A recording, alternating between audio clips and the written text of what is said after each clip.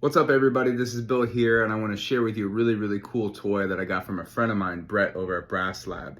It's a pedal specifically for brass players that you can use within your rig and live settings. It's really awesome. It's called the Appetizer, and I'm going to show you how I just used it on a tour that I did throughout Europe. So check it out. Give it up for my man on the bottom here, Billy on the keyboard. So before I get into this, I must say that at my core, I am a bass player and I play bass on tuba. That's my role within most of the bands that I play. So when I'm playing sousaphone, I don't necessarily want to sound like a sousaphone. I want to sound like a bass.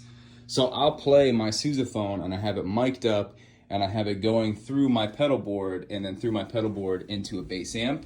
And then from the bass amp, it goes direct into the house, so whatever the house system is. So again, my goal is to play this thing, but to sound like this thing. You follow? Now, that being said, if you look at most guitars, you'll see knobs here. They have a volume knob, a tone knob, or a balance, right? You have a volume knob, you have a tone knob, you have some different adjustments here. This thing doesn't have that. Only your adjustments that you have rely on your chops, rely on your lips, which is great. But most venues that I play at, the sound guy has no idea what this thing is supposed to sound like.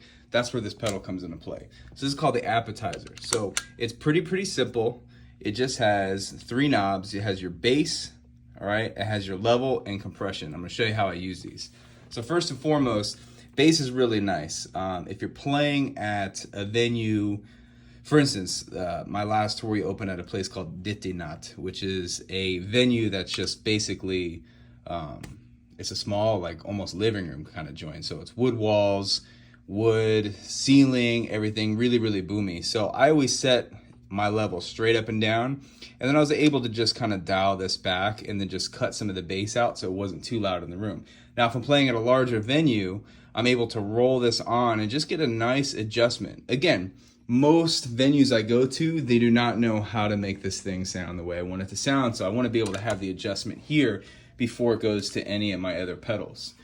So the next thing is really simple, just having a level, all right? So being able to adjust my level on my stage volume right here and not have to reach back for the amp. And typically this will be on the floor, you know, closer to my horn. So I don't want to have to be able to reach back for the amp anytime I want to be able to adjust the volume.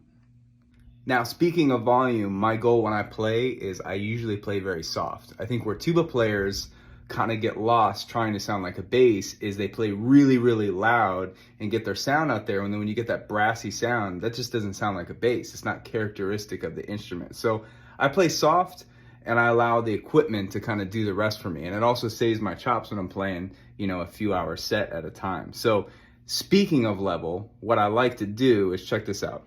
So I will set my level kind of in a generous place, and then I set my gain at my amp. So this allows me, if I'm a little bit under, you know, in a performance, if I sound check, everything feels good, usually everybody gets a little bit fuller, the drummer kind of builds up, gets a little bit louder, and this allows me to just roll on a little bit extra level on my stage volume before it goes to the house. And that's just for me, so I can just hear a good monitor of myself. And I feel like if I can hear myself really well, then I save my chops and I don't overplay too loud. And then having this here, this compression, I usually keep this right about here. And I find that when you're playing a sousaphone, there's a lot of different frequencies, a lot of different sounds, volumes that come off of the bell.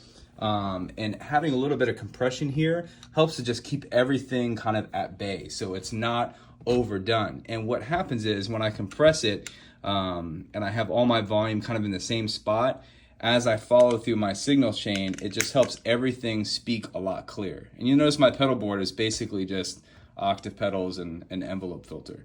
Again, because I'm trying to drop an octave and maybe sound like a bass.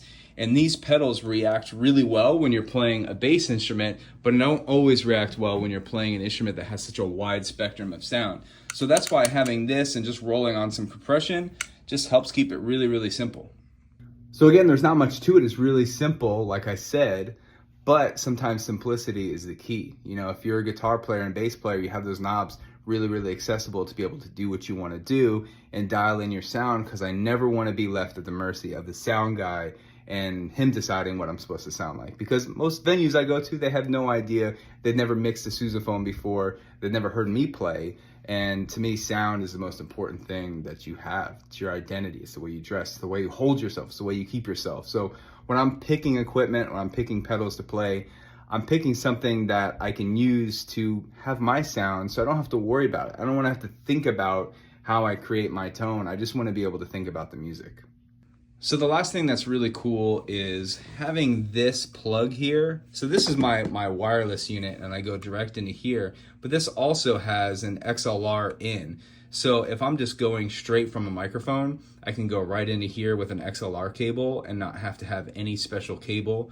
I used to have to use an XLR to 1/4-inch cable, which could be hard to find, and if that goes bad at a show, you're pretty much out of luck. So having that in, having it direct out's really nice. Also, what I like to use it for is I go in here, I go right out to my pedal board. Therefore, if I turn this on, I have sound, and if I turn it off, it actually mutes my rig. And where that's helpful is if I'm playing a show, I have my sousaphone, and imagine that I just finished playing, and I set the sousaphone down on the ground. See if I can do this with one hand. Set the sousaphone down on the ground. Now the bell, the microphone, and everything is usually right in front of the amp. That's like a recipe for getting feedback. So it's nice to be able to just kind of shut this off real quick and mute my sound. And I almost use it like those old tuner pedals where you hit the tuner and then it just mutes your sound. A lot of guitar players use it as that. And for me, boom, it's perfect. So I have everything that I need right here to just get a nice sound clear before I run through the rest of the thing. And then on my amp, typically I try to just have everything straight up and down.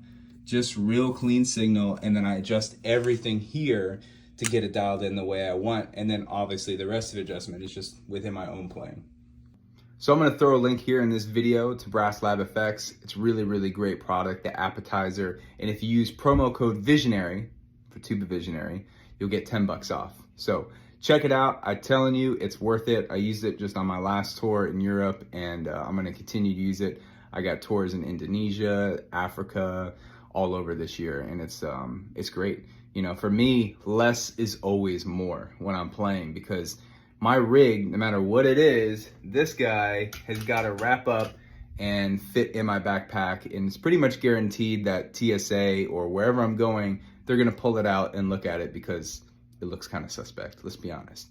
So even within my setup here, what I have, this pedal board, like this is small. This is actually a Target cutting board that I use, and I have Velcro. I have only the necessities on here, and I don't want anything more. So I'm not the type of person to have a bunch of extra pedals on there if I don't need it. I'm trying to get rid of everything that I can to keep it real lightweight, because I have to carry it on my bag throughout the airport. So anyways, I hope you dig it. Again, go check it out.